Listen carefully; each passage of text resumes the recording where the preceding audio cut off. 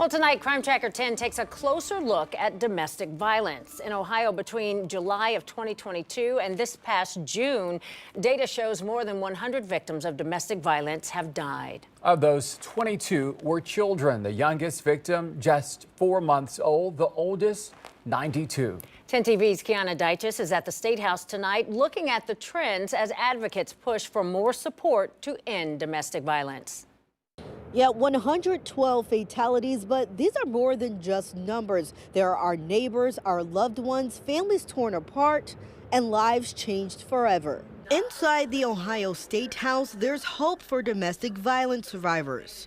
But that hope comes on the heels of darker times. I think if I would have stayed in that, I would be dead. Paula Walters is a paramedic in Northwest Ohio. In 2006, she survived a near-fatal strangulation. I thought I was going to die. From July 1st, 2022 to June 30th, 2023, there were 112 fatalities and 82 cases. There was an increase in strangulation and traumatic brain injury deaths. 22% of the cases were from strangulation or traumatic brain injury. Maria York is the policy director for the Ohio Domestic Violence Network. She says of the 112 fatalities, 22 of them happened in Columbus. When you look at the other metro, they had maybe 12. You may remember 1 week ago today, an officer-involved shooting in the Hilltop started out as a mental health crisis and quickly turned into a domestic violence situation. In all of last year, there were 7 domestic violence homicides in Columbus. This year, there's been more than 20.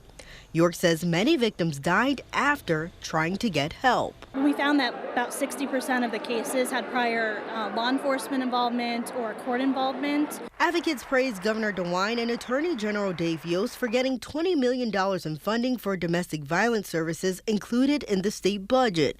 But they say more needs to be done. When we look at our neighboring states, they are 2 to 3 times higher than what we are funding. The funding is used to support services like shelters and call centers to help more women like Walters survive. We need people to understand that, you have to get out. It doesn't get better. Kiana Deiches, 10 TV News. Now, there are resources to help people escape the cycle of abuse. Take a look at this QR code. Scan it now if you need help or advice. Choices is the only domestic violence shelter in Franklin County. This month, it is launching a new campaign called Love Shouldn't Hurt, and their crisis hotline is open 24 hours.